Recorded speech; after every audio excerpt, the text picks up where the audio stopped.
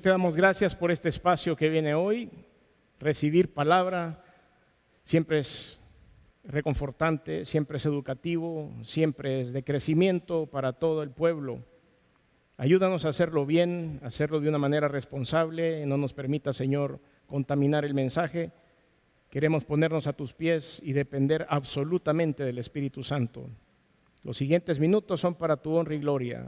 Ayúdanos a entender lo que nos quieres decir. En el nombre de Jesús. Amén y amén. Vaya conmigo a la Escritura, al segundo libro de Reyes, capítulo 22. Segundo de Reyes 22. Voy a tomar un extracto de esta lectura como base. Sin embargo, vamos a casi que analizar todo el capítulo.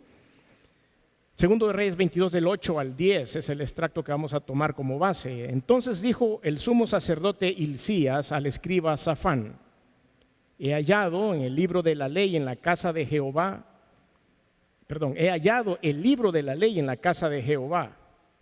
E Hilcías dio el libro a Safán y lo leyó. Viniendo luego el escriba Safán al rey, dio cuenta al rey y dijo: tus siervos han recogido el dinero que se halló en el templo y lo han entregado en poder de los que hacen la obra, que tienen a su cargo el arreglo de la casa de Jehová. Asimismo el escriba Safán declaró al rey diciendo: el sacerdote Hilcías me ha dado un libro. Y lo leyó Safán delante del rey. Durante la pandemia y el encierro que tuvimos en el año 2020, hubieron varias cosas que logramos hacer en casa que no habíamos tenido oportunidad de hacer antes. Entre esas cosas, yo tenía una bodega de herramientas que estaba casi abandonada, no sabía ni siquiera lo que había ahí. Entonces, con tanto tiempo de encierro, tuve oportunidad de día a día entrar a esa bodega y empezar a sacar cosas, hasta ponerlo todo en su lugar, botar lo que no necesitaba, y encontré varias cosas interesantes que no sabía que estaban en ese lugar o que no recordaba que estaban ahí. También en otras ocasiones estamos buscando alguna otra cosa y de repente encontramos álbumes viejos de fotografías todavía de papel, porque ahora todo es digital, y empezamos a encontrar escenas y tenemos recuerdos de las cosas que hallamos, a veces cuando está polvoriento en los rincones más profundos de nuestra casa. Recuerdo haber encontrado una foto de mi hermana cuando estaba en la universidad en sus primeros años, con el bucle aquí, allá por los años 90, finales de los 80. Me burlé de ella un rato, etcétera. Uno puede encontrar tesoros buenos cuando uno empieza a buscar en medio de todo esto. O cuando de repente usted se pone un saco, una chaqueta que hace rato no usaba por el calor y mete las manos en la bolsa y se encuentra $20. ¡Qué cosa más maravillosa! Nada como eso. O en un pantalón se mete la mano y se encontró unas monedas y uno dice: qué bien, son tesoros preciados.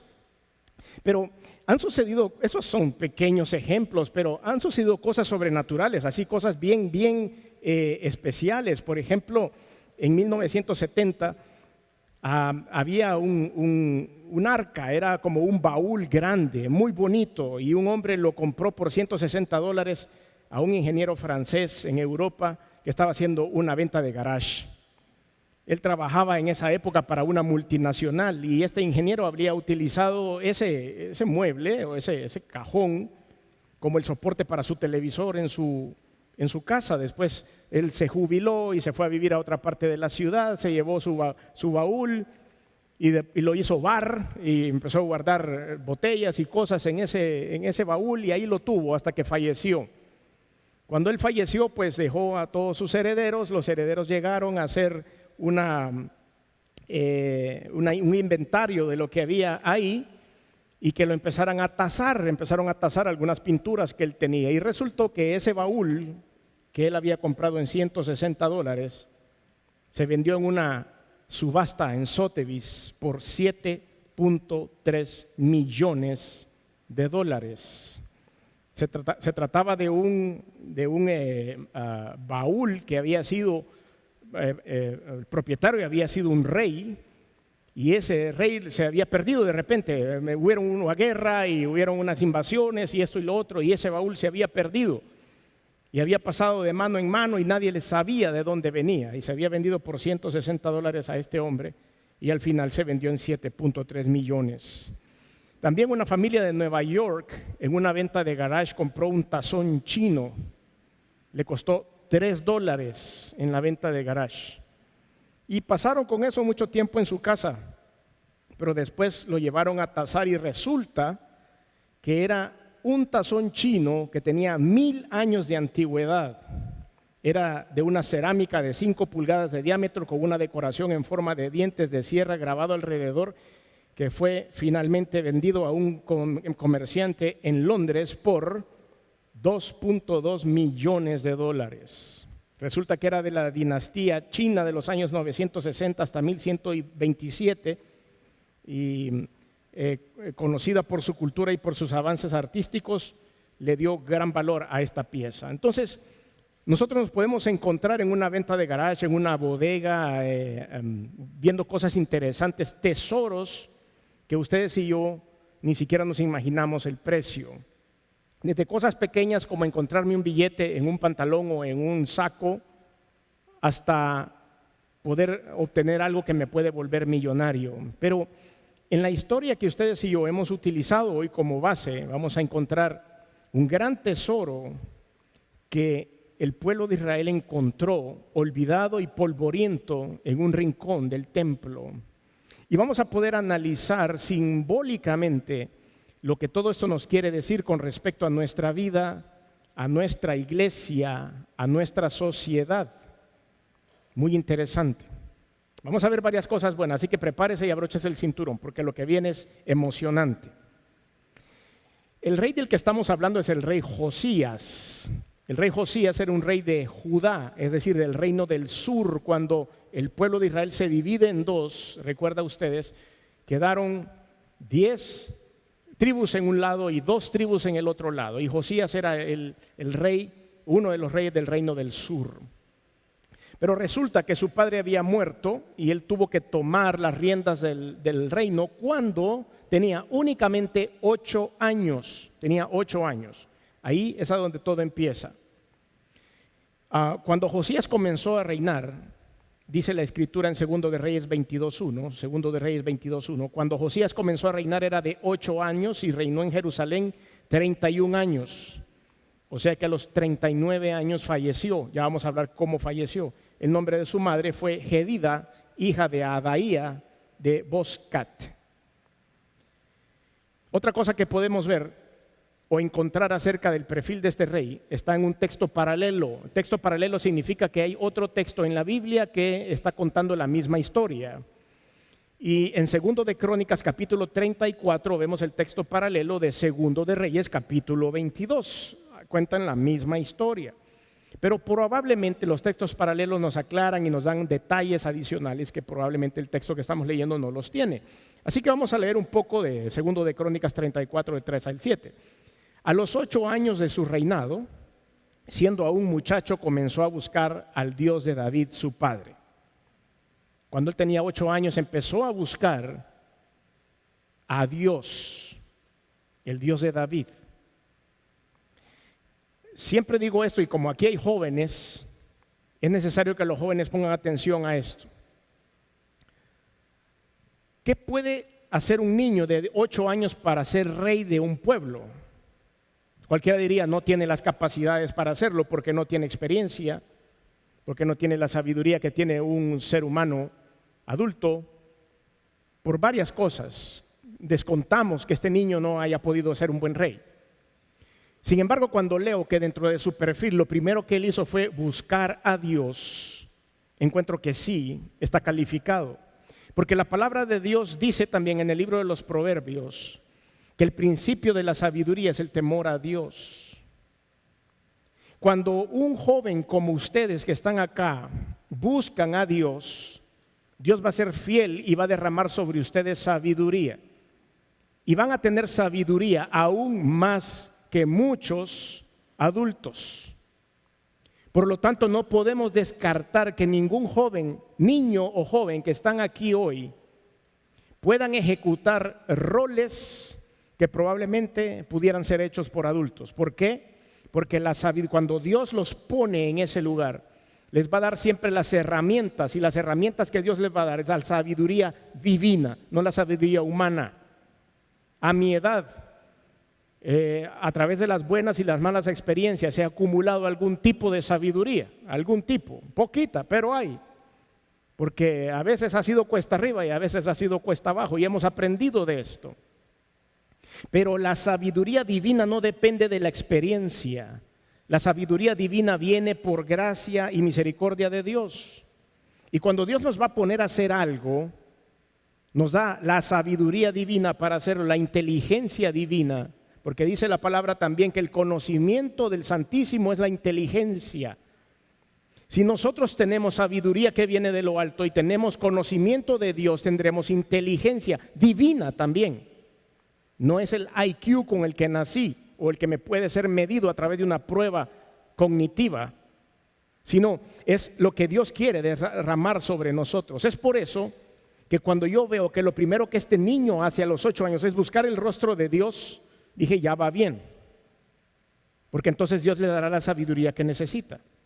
A los 12 años, dice después del punto y coma en el versículo 3 segundo de Crónicas 34:3, a los 12 años comenzó a limpiar a Judá y a Jerusalén de los lugares altos, imágenes de acera, esculturas e imágenes fundidas. Tenía 12 años nada más. Y a los 12 años él ya sabía. Pero ¿cómo sabía? Yo creo que se habían preguntando esto, por eso necesito que se enganche conmigo en esta historia, porque hay un montón de detalles interesantes. Tenía 12 años y él sabía que todo lo que acabo de decir era malo. ¿Cómo sabía? ¿Cómo sabía de que las imágenes de acera, o sea, eran los baales o todas estas, eran imágenes de ídolos que habían entrado a la cultura hebrea? ¿Y sabe cómo habían entrado a la cultura hebrea? No me lo va a creer. ¿Cuál es el hombre más sabio de la tierra? ¿Recuerda usted? A ver quién me dice, un teólogo por aquí que me diga, de acuerdo a la Biblia, ¿cuál ha sido el hombre más sabio de la tierra? Salomón, dicen por ahí, correcto, Salomón. Salomón fue aquel que le dijo a Dios, no me des riquezas, no me des nada material, no me des nada, sino que solo dame sabiduría para poder guiar a mi pueblo. ¿Recuerdan esa parte? Y Dios le dijo, pues aquí estará toda la sabiduría que puedo entregarte, y a la parte voy a entregar los reinos de la tierra y te voy a dar provisión y todo esto. Salomón fue el hombre más sabio. Pero cuando usted lee la parte final de su vida, se da cuenta de que hizo lo que Dios le dijo que no hiciera. Al final tuvo un montón de mujeres, 300 esposas y 700 concubinas. Y Dios le advirtió y le dijo que esas mujeres no te vayan a hacer adorar a sus propios dioses. No me vayas a mezclar a los dioses ni me vayas a hacer sincretismo religioso aquí. ¿Y qué fue lo que hizo Salomón? ¡Pum! Cayó. Al final de su vida permitió que muchos dioses entraran. Lo que estamos leyendo de Josías es que Josías empezó a botar a todos esos altares que habían quedado desde la época de Salomón y que habían permeado en la cultura hebrea. ¿Cómo este niño entiende a los 12 años que Salomón, el hombre más sabio de la tierra, perdonen la expresión, la regó al final de su vida? ¿Cómo entendió esto? Y comenzó, dice, a limpiar a Judá y a Jerusalén de los lugares altos, imágenes de acera, esculturas e imágenes fundidas, y derribaron delante de él a los altares de Baales, e hizo pedazos las imágenes del sol que estaban puestas encima. Despedazó también las imágenes de acera, las esculturas y estatuas fundidas, las desmenuzó y esparció el polvo sobre los sepulcros de los que les habían ofrecido sacrificios. Quemó además los huesos de los sacerdotes sobre sus altares y limpió a Judá y a Jerusalén. Lo mismo hizo en las ciudades de Manasés, Efraín, Simeón y hasta Neftalí, y en los lugares asolados alrededor. Y cuando hubo derribado los altares y las imágenes de acera, y quebrado y desmenuzado las esculturas, y destruido todos los ídolos de toda la tierra de Israel, volvió a Jerusalén. 12 años. Y él hizo todo eso. Lo primero que ustedes y yo podemos aprender del perfil de Josías es que no hay edad para ser exitoso en Cristo Jesús, que no hay edad para servir a Dios, que no hay edad para yo decir ya califico para poder hacer algo por el reino de Dios. En cualquier momento, bajo la unción del Espíritu Santo y bajo su sabiduría, vamos a hacer su voluntad. ¿Qué grado creen ustedes que estaba si lo comparamos ahora, este niño en el colegio? ¿Y en qué grado estaba? No había ni siquiera llegado a la universidad, por supuesto que no. Un poco más adelante en la historia, seguimos analizando el perfil de este rey. Llegó a los 18 años. A los 18 años, sí, a los 18 ya están viejos, ¿sí o no? ¿Quiénes tienen 18 por acá? Hice la misma pregunta ayer. Allá por ahí levantaron la mano de 18. 18 por 2. 18 años. Decimos, si apenas tengo DUI, probablemente no tengo ni licencia de conducir. Y este joven estaba liderando uno de los más grandes avivamientos que iba a haber en el pueblo de Israel a los 18 años. Y es la historia que vamos a analizar de aquí en adelante. ¿Qué hizo este joven a los 18? Ya vimos que desde muy pequeño había sido apartado por Dios. Pero vamos a analizar el texto. Primero, después de todo esto que hemos hablado, nos vamos a ir de nuevo al hallazgo. Al hallazgo. Segundo de Reyes, váyase de nuevo y ahí póngale un separador porque ahí nos vamos a quedar. Segundo de Reyes 22, del 3 en adelante. A los 18 años del rey Josías envió al rey Safán, hijo de Azalía, hijo de Mesulam, escriba, no escriba, subraye lo que dice escriba. Subraye esa palabra, escriba, a la casa de Jehová diciendo: ve al sumo sacerdote Hilcías. Eso también es importante. Hay un escriba y hay un sumo sacerdote. Y dile que recoja el dinero que han traído a la casa de Jehová, que han recogido del pueblo los guardianes de la puerta, y que lo pongan en manos de los que hacen la obra, que tienen a su cargo el arreglo de la casa de Jehová. Y que lo entreguen a los que hacen la obra de la casa de Jehová para reparar las grietas de la casa, a los carpinteros, maestros y albañiles, para comprar madera y piedra de cantería para reparar la casa, y que no se les tome en cuenta del dinero cuyo manejo se les confiare, porque ellos proceden con honradez. ¿Qué estaban haciendo? ¿Cómo encontró este joven el templo de Dios? Era el templo, había sido construido y ese templo estaba ahí para adoración, pero estaba lleno de grietas, la madera estaba podrida. Y él dijo, bueno, ¿y qué hacen el dinero? Porque aquí se cobran los diezmos, las ofrendas. ¿A dónde se está yendo la plata? Entonces dijo, todo el dinero que entre aquí, de todas las ofrendas que hay en este templo, lo van a reunir este grupo de personas y vamos a empezar a arreglar la casa de Dios. ¿Cómo es posible que esté abandonada la casa de Dios? En este momento Dios quiere que ustedes y yo entremos a hacer una revisión de nuestro templo. Estamos cuidando este templo, sí o no, y si le estamos dando mantenimiento dentro de la parte espiritual. ¿Qué tan abandonado tenemos nuestro templo? Oramos, leemos la Biblia.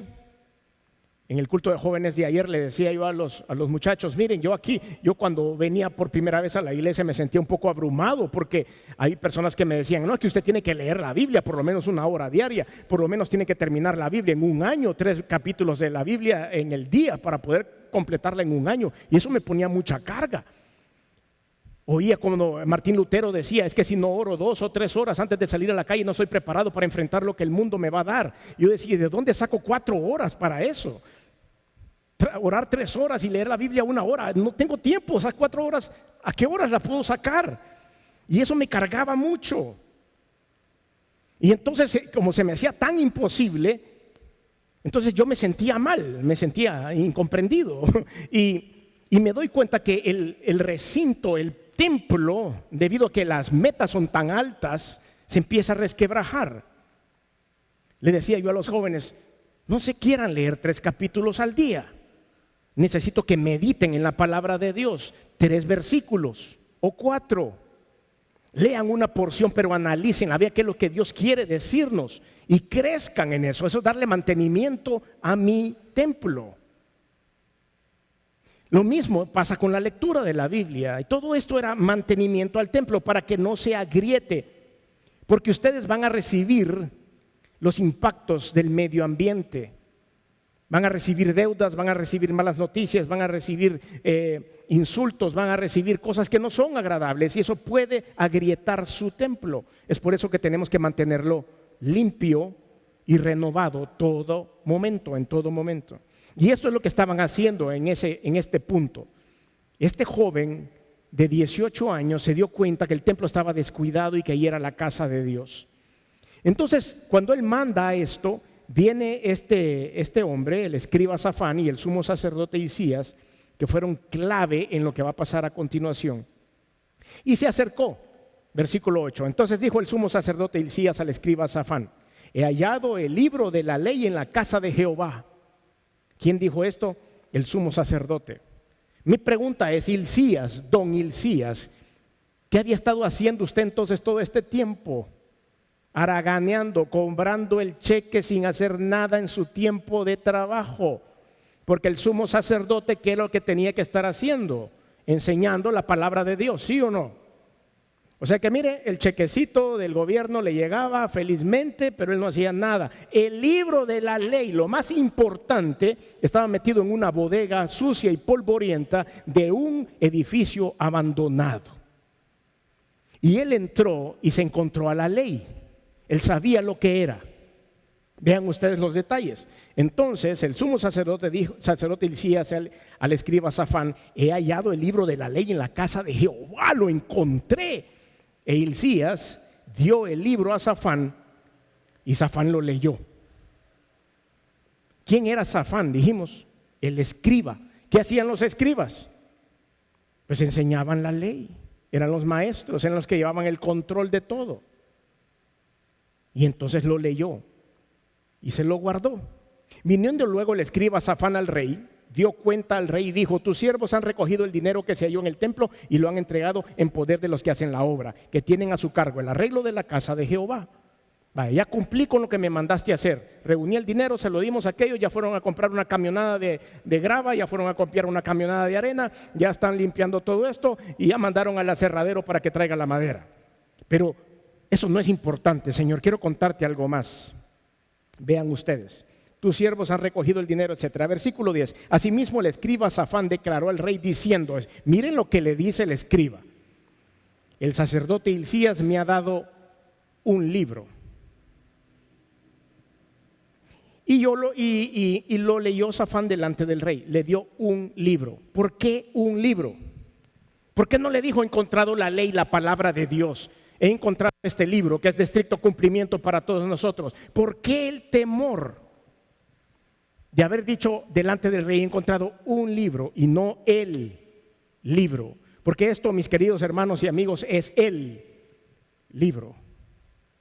La palabra de Dios viva y eficaz, más cortante que toda espada de dos filos, que penetra hasta lo más profundo de nuestro ser y atraviesa los tuétanos y atraviesa los músculos y atraviesa los huesos.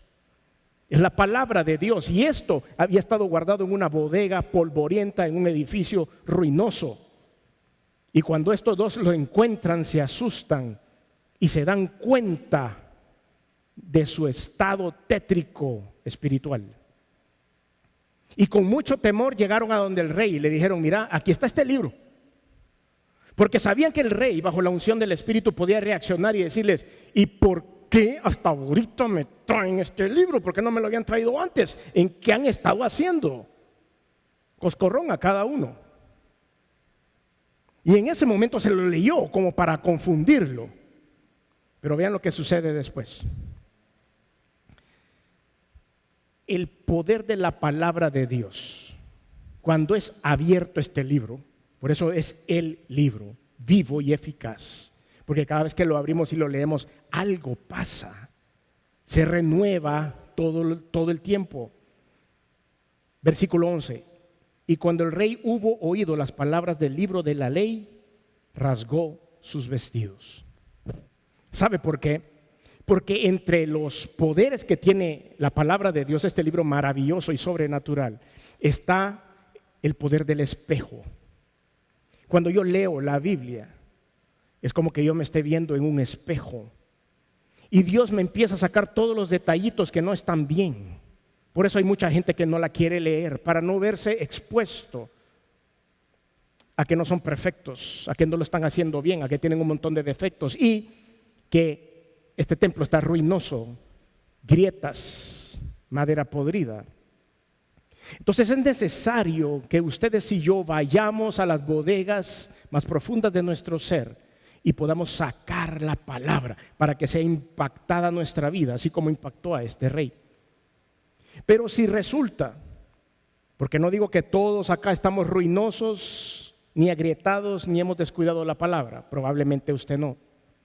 Pero hay gente a su alrededor y hay gente en este país que sí están abandonados, que sí están ruinosos, que la palabra ha quedado tan relegada en su vida, que es nuestra responsabilidad llegar con ella y leerle la palabra a estas personas. Y cuando el rey hubo oído las palabras del libro de la ley, rasgó sus vestidos. ¿Por qué rasgó sus vestidos? Porque lo que siente en su profundidad, la profundidad de su ser, el rey, es el verdadero temor. Sobre esto prediqué ayer también. El verdadero temor. Y le decía yo a los jóvenes, el verdadero temor no es aquel miedo que yo siento en portarme bien delante de Dios, porque si no Dios va a venir y me va a castigar. Porque Dios va a venir con un garrote celestial y me va a pegar en la cabeza. Porque Dios me va a quitar todas las bendiciones y la provisión que hay porque me porté mal. Esa es una mala percepción del temor que debo tener hacia Dios. El temor que debo tener hacia Dios es un temor reverente, como lo hizo el Señor Jesucristo ante Dios. ¿Recuerdan ustedes en el Getsemaní cuando el Señor dijo: Señor, te pido que pase de mí esta copa, pero que no se haga mi voluntad sino la tuya? Ese era un temor reverente. Señor, te voy a pedir algo, pero si no es tu voluntad, haz de cuenta que no te lo he pedido. Es un sincero deseo de no fallarle a Dios, es un sincero deseo de no entristecer a Dios. Y eso, exactamente, ese temor reverente es lo que el rey Josías sintió cuando le leyeron la palabra de Dios. La Biblia no dice qué capítulo de la Biblia leyeron, o del Talmud, o de la ley, o del Pentateuco, como usted lo quiera llamar. No dice aquí, pero fue suficiente para tocar el corazón de ese rey. Versículo 12. Luego el rey, después de haber rasgado sus vestidos, dio orden al sacerdote Hilcías, a Ahicam, hijo de Safán, o sea, hijo del escriba, a Acbor, hijo de Micaías, al escriba Safán, y a Asaías, siervo del rey, diciendo, versículo 13, aquí viene algo importante: id y preguntad a Jehová por mí y por el pueblo. Este hombre sabía que él representaba al pueblo de Israel. Tenía 18 años, pero asumió la responsabilidad. Era el capitán de ese avión y dijo: como capitán aquí es necesario que yo sepa cuál es mi estado, cómo estoy con respecto a Dios. Preguntad a Jehová por mí y por el pueblo y por todo Judá acerca de las palabras de este libro que se ha hallado, porque grande es la ira de Jehová que se ha encendido contra nosotros. Le hizo clic en la cabeza. ¿Qué es lo que ha estado pasando con el pueblo de Israel? ¿Y cómo se dio cuenta de lo que estaba pasando con el pueblo de Israel? Porque lo vio reflejado en el espejo que es la palabra de Dios. Grande es la ira que se ha encendido contra nosotros por cuanto nuestros padres no escucharon las palabras de este libro para hacer conforme a todo lo que nos fue escrito. Nuestros papás, dice, lo guardaron. Mi padre, el rey anterior, que había fallecido y por eso él había tomado las riendas del reino. Yo jamás, dijo este joven, recuerdo haber oído a mi papá mencionar ni una vez que había un libro de la ley. Nunca jamás vi que comprara galones de pintura para pintar el templo. Nunca escuché eso. Por eso sabía que las desgracias que estaban llegando a Jerusalén y a todo el pueblo hebreo en ese momento era consecuencia de haber abandonado a Dios. Ahora aquí sale, y estoy seguro que aquí las hermanas se van a sentir orgullosas, una mujer especial, que así como entra en la Biblia, así sale de la Biblia. No se anuncia nada de ella previamente hasta esta lectura, ni después se menciona nada de ella, absolutamente nada. Es de esos personajes bíblicos que aparecen, hacen una obra, transforman el mundo y se vuelven a esconder. Así como a usted o como a mí, Dios nos puede ayudar para salvar la vida de una persona, espiritualmente hablando. Y después probablemente nunca más vamos a volver a ver a esa persona. Pues así es esta señora. Vea, vamos conmigo.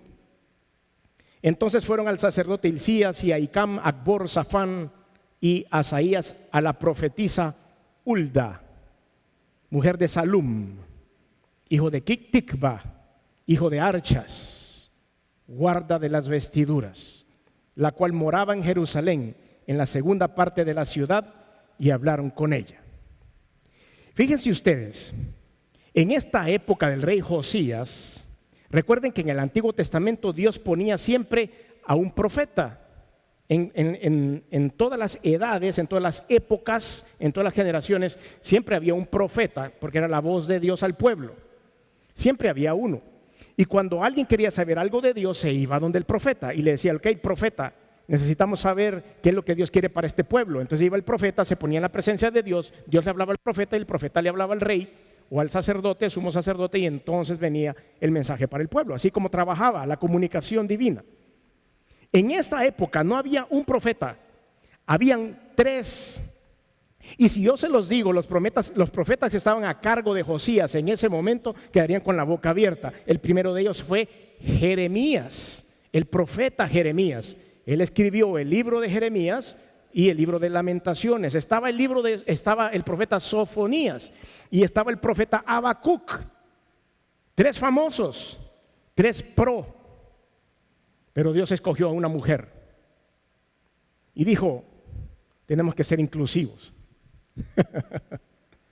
Aquí no hay violencia de género. En ese momento habían habido 2 mujeres que habían sido trascendentales para la obra de Dios. Una de ellas había sido Débora y la otra había sido la hermana de Moisés, Miriam o María, le dicen algunos. Después usted lee sobre ellas. Y Dios dijo: ya es tiempo que aparezca otra mujer. Y entonces escogió a Hulda para hacer este trabajo. Dice que hasta la dirección nos da. Dice que Hulda vivía en la segunda parte de la ciudad. Es un poco difícil entender cuál es la segunda parte de la ciudad de Jerusalén. Algunos dicen que estaba cerca del templo, en la parte, si quiere llamarlo, pedagógica, la universidad del templo. Y la mujer aparentemente era una gran maestra de la ley. Y esa mujer estaba ahí. Y como que Dios la usaba en la parte de la profecía. Y cuando el joven, que quizás Hulda había sido su maestra en kinder, o en primer grado, o en tercer grado, o en la escuela dominical, o en el CCDL, o en el instituto bíblico, no sé, probablemente Hulda había sido maestra de Josías. Y la primera persona en la que piensa es: vayan y pregúntenle a la maestra Hulda qué es lo que tiene que decir. Y llega todo este séquito. El esposo de Hulda, Salum, ¿saben lo que hacía? Era el que guardaba la ropa, era el guardarropa tanto del templo como del palacio del rey. Él guardaba las ropas del sacerdote y guardaba las ropas del rey. O sea, era de mucha confianza, el esposo, la esposa de este hombre. Y vivían en esta parte cerca del templo. Pero bueno, ya hablamos de Hulda para que las hermanas se sientan orgullosas de que siempre va a haber una mujer que Dios va a utilizar para su gloria. Ha habido y lo habrá siempre. Versículo 15. A ella les dijo: así ha dicho Jehová, el Dios de Israel: decid al varón que os envió a mí. O sea, aquí está hablando Hulda ya. Versículo 16. Así dijo Jehová: he aquí que yo traigo sobre este lugar y sobre los que en él moran todo el mal del que habla este libro que he leído, el rey de Judá. Y por cuanto me dejaron a mí y quemaron incienso a dioses ajenos, provocándome a ira con toda la obra de sus manos, mi ira se ha encendido contra este lugar y no se apagará. Mas el rey de Judá que os ha enviado para que preguntaseis a Jehová, diréis así: así ha dicho Jehová, el Dios de Israel, por cuanto oíste las palabras del libro y tu corazón se enterneció y te humillaste delante de Jehová cuando oíste lo que yo he pronunciado contra este lugar y contra sus moradores, que vendrán a ser asolados y malditos, y rasgaste tus vestidos y lloraste en mi presencia, también yo te he oído, dice Jehová. Por tanto, he aquí, yo te recogeré con tus padres y serás llevado a tu sepulcro en paz, y no verán tus ojos todo el mal que yo traigo sobre este lugar. Y ellos dieron al rey la respuesta. ¿Qué discurso el de esta mujer? Cuando estos hombres llegaron, todos esos principales bien trajeados y todo, y llegaron a ver, bueno, preguntémosle a Hulda pues, pero quién sabe. Allá está Jeremías, ¿por qué no vamos primero donde Jeremías? ¿O por qué no vamos donde Sofonías? Pero nos han mandado donde Hulda, vamos donde ella. Y sale esta mujer con este clase de discurso. Palabra de Dios. Hace poco me llegó una notificación a una dirección antigua de que debía unos pagos de una asociación y que debía un gran montón de dinero y que ya me andaban buscando los abogados. Esa asociación tiene mi teléfono, tiene mi correo electrónico, mi nueva dirección, tiene todo, pero decidieron mandar las cartas de notificación a una dirección antigua. Y hasta que la persona que vive en esa dirección antigua se le ocurrió ver cómo nos contactaba, me hizo saber que me hacía falta pagar todo eso y que estaba a punto de que un abogado me llegara a visitar. Me asusté. Gracias a Dios no era mucho la cantidad, pero me asusté porque uno no trata de no caer en mora con nadie, ni quedar mal con nadie. Pero qué sorpresa es saber que tengo una deuda y que la gente me ha andado buscando para decirme y yo no he estado presente. Lo mismo pasó con el pueblo de Israel acá. Dios había querido comunicarse con el pueblo y decirle: estás en mora conmigo, te estás portando mal, se está deteriorando el templo, ¿qué pasa? Pero el pueblo de Israel no tenía oídos para escuchar ese tipo de profecía. Hasta que un rey como este muchacho de 18 años, en un avivamiento absoluto, llega delante de la presencia de Dios y dice: vayan donde esta mujer porque yo estoy seguro que ella tiene algo para nosotros. Lo que hemos ido viendo de este rey tan joven, como lo dije hace un rato, subrayen todos esos detalles. Porque ¿se acuerdan ustedes cuando tenía 12 años? Que fue a botar todos los ídolos que habían en ese momento y los templos a los dioses ajenos. ¿Cómo sabía él? A los 12 años todavía la ley no se había encontrado. Esto sucedió cuando tenía 18. 6 años antes él todavía no había encontrado la ley. ¿Cómo sabía que los dioses ajenos era algo penado por Dios? Se lo habrá enseñado Hulda en sus clases de escuela dominical. ¿Cómo sabía? Lo único que nos hace ver, ¿cómo sabía que Hulda tenía la respuesta también? Lo único que nos hace ver esto es que una sana relación con Dios nos da sabiduría divina, inteligencia sobrenatural, algo que no vamos a poder encontrar ustedes y yo en las universidades o en la vida diaria, llevándonos o haciéndolo bien o haciéndolo mal. Este joven estaba bajo la unción del Espíritu y Dios le dijo: te he oído, te vi que lloraste, te vi que arrepentiste, te vi que rompiste tus vestidos, tu arrepentimiento es genuino, por eso a ti no te va a pasar nada. Pero si este pueblo no se arrepiente, toda la maldición va a caer sobre ellos. Entonces viene este hombre y dice, este joven, no, sale de ahí asustado y dice: hay que tomar medidas porque yo soy el rey de Israel. Yo, bajo mi responsabilidad está este pueblo, no puedo dejarlos morir. Sin darse cuenta, el pueblo ya había sido condenado por Dios. Ahora vamos al capítulo 23, segundo de Reyes 23, versículo 1. Entonces el rey mandó a reunir con él a todos los ancianos de Judá, y los de Jerusalén. Y subió el rey a la casa de Jehová con todos los varones de Judá y con todos los moradores de Jerusalén, con los sacerdotes, los profetas, con todo el pueblo, desde el más chico hasta el más grande, y leyó. Y oyéndolo ellos, todas las palabras del libro del pacto que había sido hallado en la casa de Jehová. Y aquí vienen detalles interesantes. Dice: y poniéndose el rey en pie junto a la columna, hizo pacto delante de Jehová, de que irán en pos de Jehová y guardarán sus mandamientos, sus testimonios y sus estatutos con todo el corazón y con toda el alma, y que cumplirán las palabras del pacto que están escritas en aquel libro. Y todo el pueblo confirmó el pacto.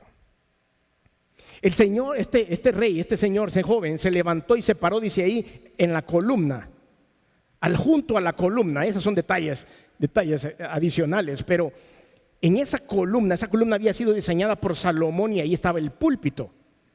Entonces ellos subían las gradas y se paraban en esa columna. Estaba una columna aquí atrás y habían el púlpito y un altarcillo, o sea, una tarima, esa es la palabra, una tarima donde se paraba el rey a hablarle a sus súbditos. Y entonces él, cuando tenían algo bueno que decir, solo era cuando habían reuniones importantes, era que el rey se paraba en ese lugar.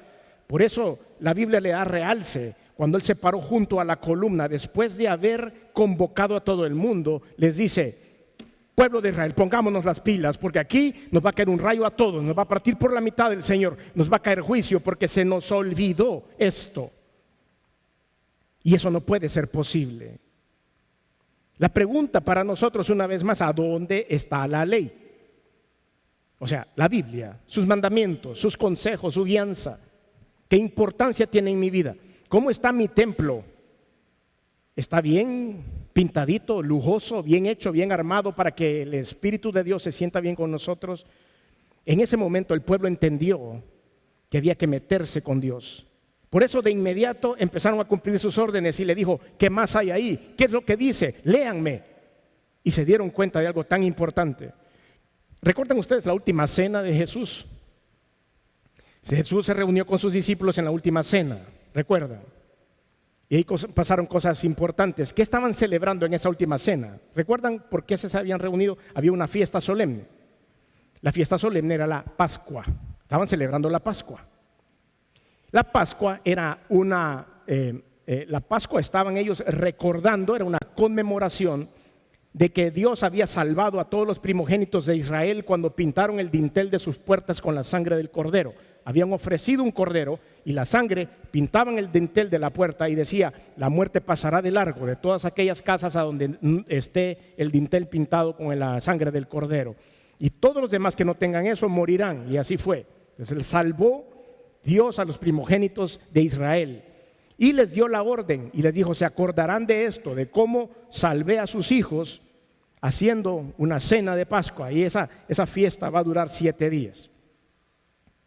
Hasta ese momento no se había efectuado ni una Pascua. La reunión de la Pascua era un agradecimiento a Dios. Era una conmemoración de lo que Dios había hecho y el pueblo de Israel no lo hacía. ¿Qué otras cosas no hacemos nosotros por Dios o para Dios? ¿Qué otras cosas de los consejos y mandamientos que Dios nos pone aquí no hacemos? Y por eso se deteriora mi relación con Dios. Segundo de Reyes 23, versículos del 21 al 23. Segundo de Reyes 23, del 21 al 23. Entonces mandó el rey a todo el pueblo diciendo, haced la Pascua a Jehová nuestro Dios, conforme a lo que está escrito en el libro de este pacto. No había sido hecha tal Pascua desde los tiempos en que los jueces gobernaban a Israel, ni en todos los tiempos de los reyes de Israel, ni de los reyes de Judá. A los 18 años del rey Josías fue hecha aquella Pascua a Jehová en Jerusalén. Cuando alguien dice va a haber avivamiento, deben haber acciones para lograr el avivamiento. Cuando este joven de 18 años dice aquí va a haber avivamiento en mi pueblo, no lo hizo porque le dio la gana, porque así lo sintió, porque se le ocurrió, porque era un dictador. Lo hizo porque estaba bajo la unción del Espíritu Santo. Pero es un ser humano. Era un ser humano. Y los seres humanos cometemos errores. Y él cometió un error de cálculo. Y a los 39 años lo mataron en una batalla en la que no tenía que entrar.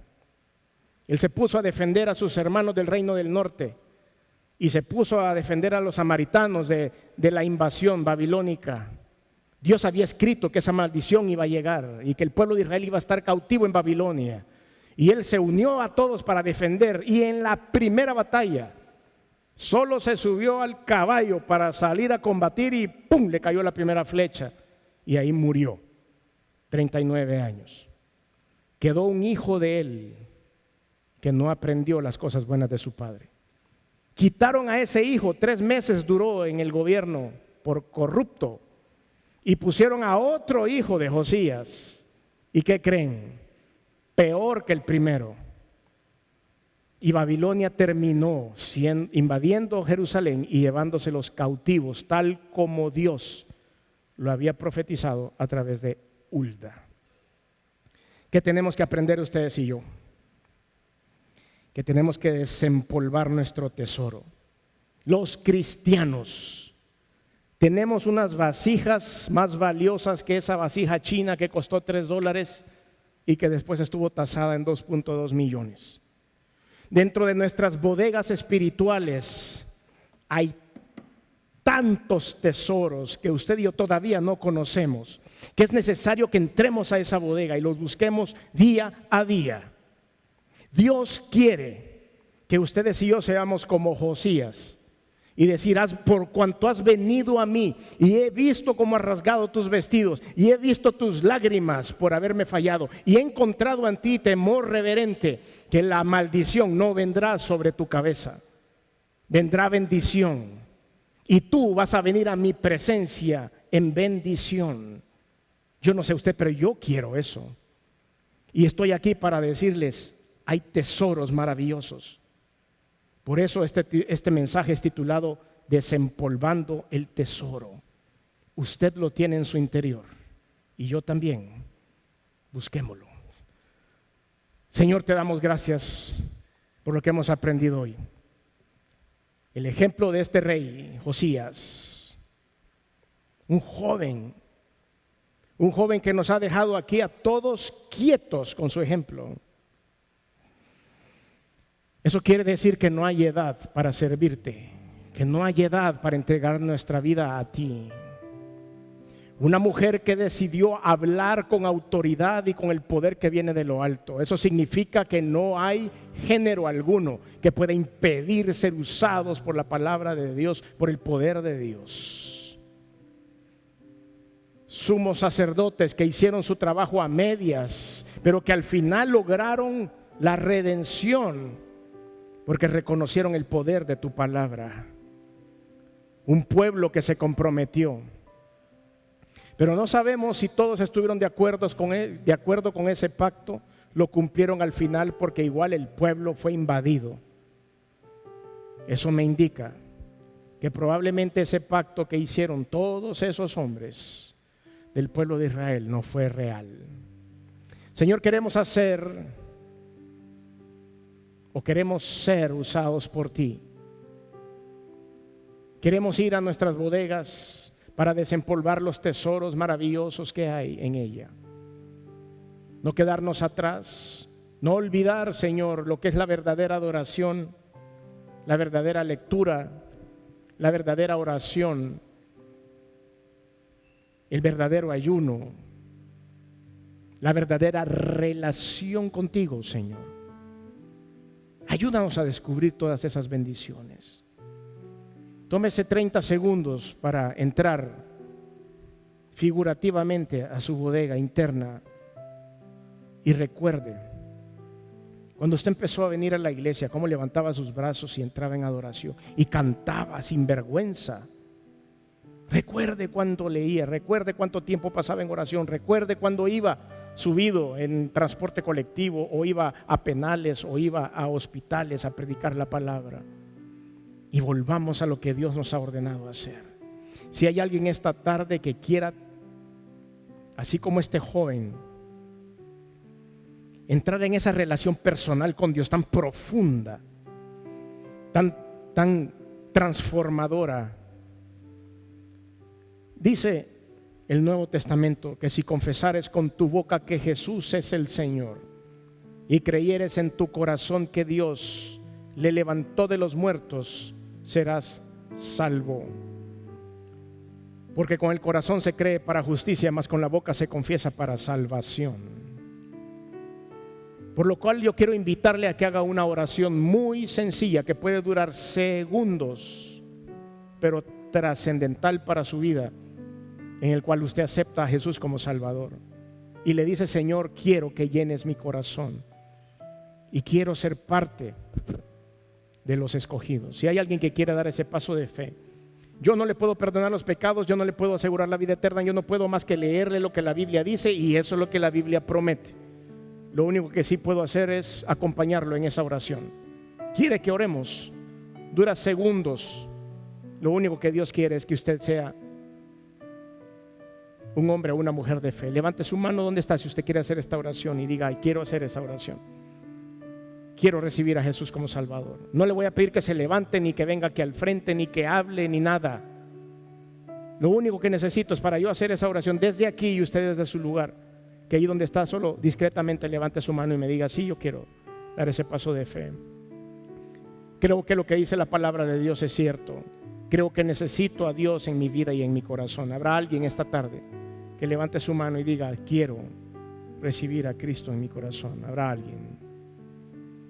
Estoy seguro que a través de redes sociales o medios de comunicación puede ser que haya alguien que quiera dar este paso de fe. De todas maneras, hacemos esta oración. Cerrando nuestros ojos, decimos: Señor Jesús, reconozco que soy pecador, perdóname, me arrepiento. Reconozco que viniste al mundo hecho hombre, que te colgaron en una cruz y que tu sangre ha servido para lavar mis pecados. Reconozco que resucitaste al tercer día y estás sentado a la diestra de Dios. Por lo tanto, hoy abro mi corazón y te recibo en él como mi único y suficiente Señor y Salvador. Te doy gracias por esta nueva vida. Quiero arreglar el templo, quiero encontrar el tesoro y ponerlo a tu servicio en el nombre de Jesús. Amén. Señor, te doy gracias por tu congregación. Bendice a cada familia, a cada pareja, a cada individuo. Que todos aprovechemos la oportunidad que hoy nos has dado de poder ir y abrir las bodegas de bendición que hay para nosotros y descubrir todo tipo de tesoros que están sin utilizar. Ayúdanos, Señor, a que haya un avivamiento individual, matrimonial, familiar, de ciudad, de departamento, de nación, de continente. Que todo el mundo escuche y oiga el poder de tu palabra. En el nombre de Jesús. Amén y amén. Que Dios los bendiga. Nos vemos.